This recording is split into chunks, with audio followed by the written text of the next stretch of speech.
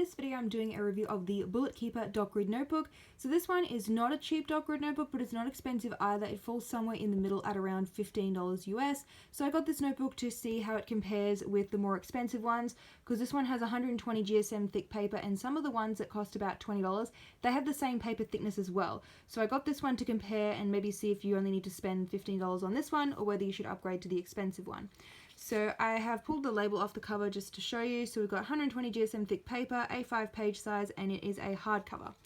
So this one, I got it off Amazon. I'll include a link down below if you wanted to get your own copy.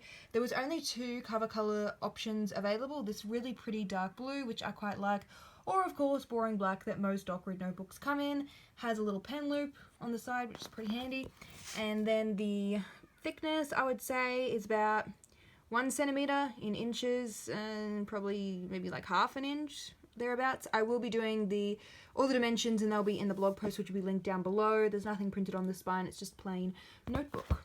I have done a pen test, which I'll show you later on, but for now let's just have a look at the inside. Now I do think this might have been sitting in a warehouse for a while, because you can already see the indent from the elastic band has gone into the cover at the top and the bottom. It's that kind of what's that? It's like a fake leather kind of material where it's like sturdy but it's still slightly bendy.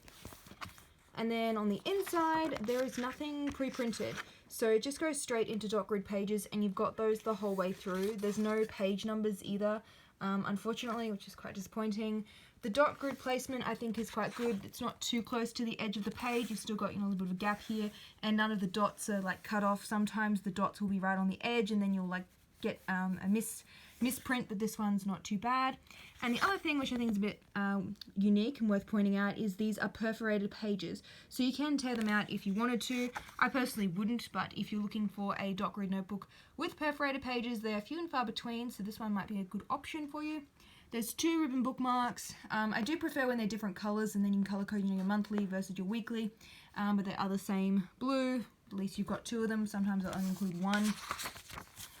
So the pages do tend to lay flat on their own once you break the spine. So if you turn a notebook, or you can do this with a planner, over, and you just pull the pages back a bit. If you watch my videos, you've probably seen me do this before. And then if you turn it back over, the pages will lay flat on their own. Just to show you, close up. So I'm not in the middle of the book. If you go towards the end, you can do the same thing, and they'll still lay flat on their own, as you can see. So definitely a pro there. Let's have a look at the pen test that I did. I also did some highlighters as well. So I try and keep it consistent with the pens that I use for all of the testing of these bullet journal notebooks. So you can see, so I've got my usual Papermates, the thicker marker pens like the Uni-Ps and the Muji. So on the back side of this page there is a bit of ghosting, as you can see, and really heavy, as to be expected, on the thicker marker pens as well. So if you're going to use this notebook, I would stick with gel pens or ballpoint or fine tip, and I wouldn't go anything thicker than that.